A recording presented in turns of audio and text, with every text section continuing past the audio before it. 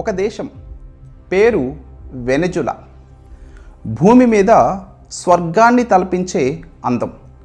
దాని గర్భంలో ప్రపంచం మొత్తాన్ని కొనేయగల నల్ల బంగారం, అంటే మనం వాహనాల్లో ఉపయోగించేటువంటి ఆయిల్. అదొక కళల సామ్రాజ్యం. కానీ ఆ కళ ఈరోజు ఒక పీడకళ. ఫ్రెండ్స్, మీకు విషయం తెలుసా?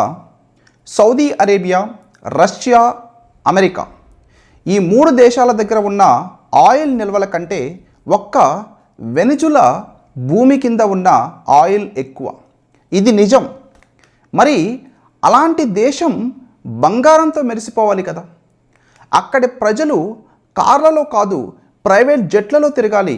కానీ ఈరోజు అక్కడి పరిస్థితి ఏమిటంటే, ఒకప్పుడు ప్రపంచానికి ఆయిల్ పోసిన దేశం అది. ఈరోజు తన పిల్లలకి పాలు పట్టలేక కన్నీళ్లు పోస్తుంది. ఒక బ్రెడ్ ప్యాకెట్ కొనడానికి జేబులో డబ్బులు కాదు, బస్తాల్లో నోట్లు మోసుకెళ్తున్నారు. ఆకలితో మండిపోయి జూలో ఉన్నటువంటి జంతువులని వేటాడి తిన్న ఘోరమైన రోజులు ఇప్పుడు వెనెజులాలో ఉన్నాయి. ప్రపంచంలోనే అత్యంత ధనవంతురాలు, ప్రపంచంలోనే బిచ్చగత్తిగా ఎలా మారింది? అమెరికా అనే అగ్రరాజ్యం తన పక్కనే ఉన్న వెనెజులా గొంతు ఎందుకు నులుముతోంది? ఇది కేవలం ఆయిల్ కోసం జరుగుతున్న వ్యాపారమా, లేక ఇద్దరు అహంకార నియంతల మధ్య జరుగుతున్న యుద్ధమా? ఈరోజు just asking for you Telugu YouTube ఛానల్లో కన్నీళ్లతో రాసిన ఈ రక్త చరిత్రని పేజీల వారీగా తిరిగేద్దాం. కథ వెనక్కి తిప్పుదాం. 1950ల కాలం. అప్పట్లో వెనెజులాని సౌత్ అమెరికా దుబాయ్ అనేవారు. ఎక్కడ చూసినా డబ్బే డబ్బు. భూమికి కన్నం వేస్తే చాలు నల్ల బంగారం ఉబికి వచ్చేది. నల్ల బంగారం అంటే మనం వాహనాల్లో ఉపయోగించేటువంటి ఆయిల్. అమెరికాకి తన కార్లు నడపడానికి ఆయిల్ కావాలి. వెనెజులాకి ఆ ఆయిల్ తీయడానికి టెక్నాలజీ కావాలి. అవసరం ఇద్దరిని దోస్తులను చేసింది. అమెరికా కంపెనీలు వెనెజులాలో వాలిపోయాయి. ఆయిల్ బావులు తవ్వారు, కోట్లు గడించారు. వెనెజులా ప్రభుత్వం కూడా ఆ డబ్బుతో పెద్ద పెద్ద బిల్డింగులు, ఫ్లైఓవర్లు కట్టి దేశాన్ని ఒక స్వర్గంలాగా మార్చింది. ఆ రోజుల్లో వెనెజులా పాస్పోర్ట్కి ఉన్న విలువ అమెరికా పాస్పోర్ట్కి కూడా ఉండేది కాదు. పక్కన ఉన్న కొలంబియా, బ్రెజిల్ దేశాల ప్రజలు బ్రతుకు తెరువు కోసం వెనెజులా వచ్చేవారు. అంతా బాగుంది అనుకున్నారు. కానీ ఈ వెలుగు వెనుక ఒక భయంకరమైన చీకటి దాగుంది. వచ్చిన డబ్బంతా కేవలం కొద్దిమంది ధనవంతుల ఇనుప పెట్టెల్లోనే బందీ అయింది. పేదవాడు మరింత పేదవాడిలా మారుతున్నాడు. పైన ఆకాశ హర్మ్యాలు మెరుస్తుంటే కింద మురికివాడల్లో ఆకలి కేకలు వినిపిస్తున్నాయి.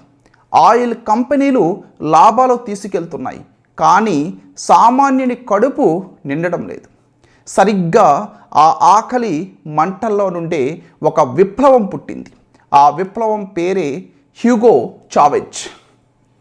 1999వ సంవత్సరంలో చావెజ్ అధికారంలోకి వచ్చాడు. ఆయన మాజీ మిలిటరీ ఆఫీసర్. ఆయన మాటల్లో నిప్పులుండేవి.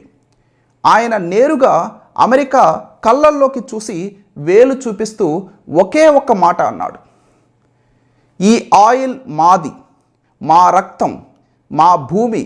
దీన్ని దోచుకోవడానికి వచ్చిన వాళ్ళెవరైనా సరే మర్యాదగా దేశం విడిచి వెళ్ళిపోండి అని చెప్పాడు. చావెల్ సోషలిజం అనే మంత్రాన్ని జపించాడు. అంతే, అమెరికా పెద్దన్న అహంకారం దెబ్బతింది. ఎక్సాన్ మోబిల్, కొనోకో ఫిలిప్స్ లాంటి పెద్ద పెద్ద అమెరికన్ కంపెనీలని ఒక్క రాత్రిలో దేశం నుంచి గెంటేశాడు.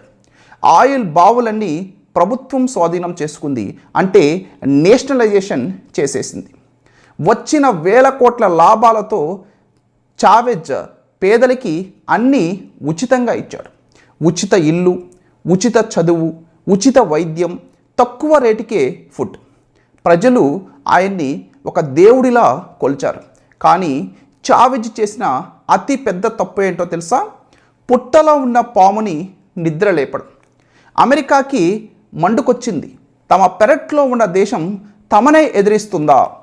2002వ సంవత్సరంలో చావెజ్ని కిడ్నాప్ చేసి చంపడానికి ఒక కుట్ర జరిగింది.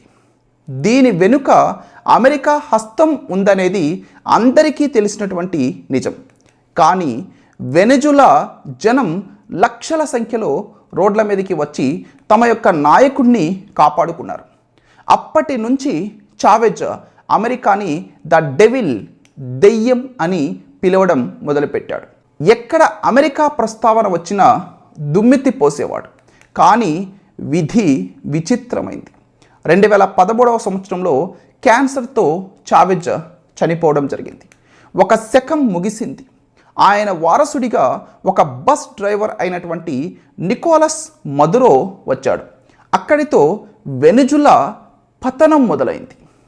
మదురో పవర్లోకి రాగానే వెనెజులాకి శని పట్టుకుంది. 2 దెబ్బలు ఒకేసారి తగిలాయి. ఒకటి, అంతర్జాతీయ మార్కెట్లో ఆయిల్ రేట్లు ఘోరంగా పడిపోయాయి. చావెజ్ ఉన్నప్పుడు బారెల్ $100 ఉంటే ఇప్పుడు $30కు పడిపోయింది. 2, చావెజ్ పెట్టిన ఉచిత పథకాలతో ప్రభుత్వ ఖజానా అప్పటికే ఖాళీ అయిపోయింది. దేశంలో తిండి గింజలు లేవు, మందులు లేవు, దిగుమతి చేసుకోవడానికి డబ్బులు లేవు. ఒక సంక్షోభాన్ని మదురో ఎలా హ్యాండిల్ చేశాడో తెలుసా? సమస్యని పరిష్కరించాల్సింది పోయి దేశంలో ఉన్న ప్రింటింగ్ మిషన్లు అన్నీ ఆన్ చేసి కరెన్సీ నోట్లని ఇష్టం వచ్చినట్లుగా ప్రింట్ చేశాడు. దీనివల్ల హైపర్ ఇన్ఫ్లేషన్ అనే ఆర్థిక ప్రళయం వచ్చింది. ఫ్రెండ్స్, హైపర్ ఇన్ఫ్లేషన్ అంటే ఏంటో సింపుల్గా చెప్తాను వినండి.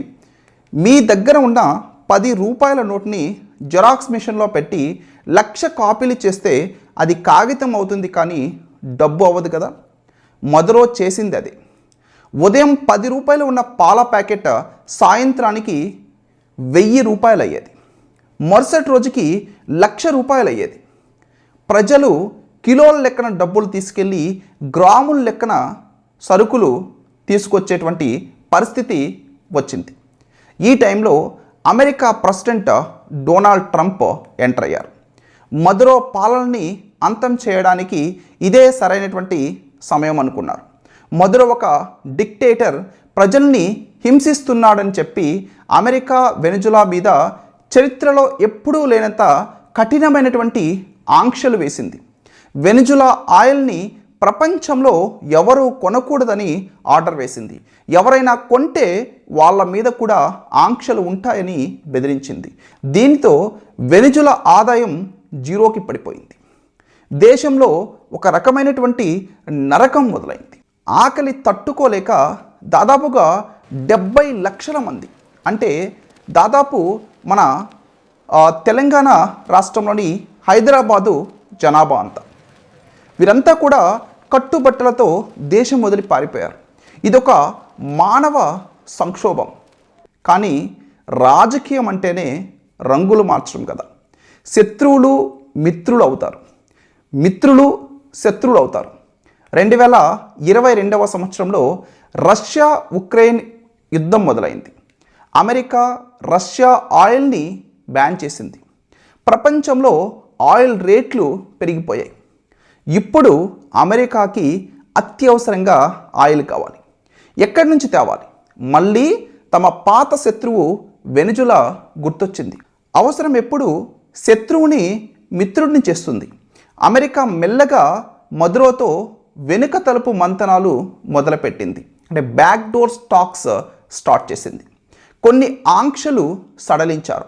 అమెరికా కంపెనీ షెవ్రాన్ మళ్ళీ వెనెజులాలో ఆయిల్ తీయడానికి పర్మిషన్ ఇచ్చారు. కానీ కథ సుఖాంతం కాలేదు.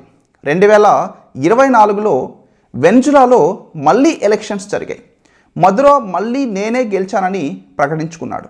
కానీ ప్రతిపక్షాలు అమెరికా ఇది పెద్ద మోసమని అంటున్నాయి. ఇప్పుడు పరిస్థితి ఏంటంటే, ఒక పక్క ఆయిల్ కోసం అమెరికా ఆశగా చూస్తోంది, మరో పక్క ప్రజాస్వామ్యం కోసం వెనిజులా ప్రజలు రోడ్ల మీద పోరాడుతున్నారు. ఫ్రెండ్స్, చివరిగా ఒక్క మాట, వెనిజులా విషాద గాథ మనకి ఏం నేర్పుతుందంటే, ఒక దేశం కేవలం ప్రకృతి వనరులు ఉంటే గొప్పదైపోదు. ఆ వనరులని ప్రజల కోసం వాడే మంచి నాయకుడు ఉండాలి.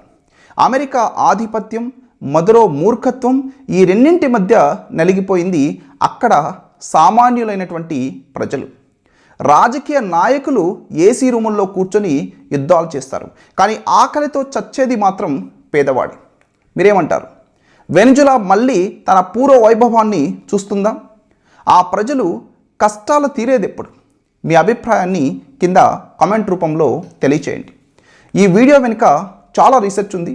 మీకు నచ్చితే లైక్ చేసి మీ ఫ్రెండ్స్కి షేర్ చేయండి, ఎందుకంటే జ్ఞానం పంచే కొద్దీ పెరుగుతుంది. మరో ఇంట్రెస్టింగ్ టాపిక్తో మళ్ళీ కలుద్దాం.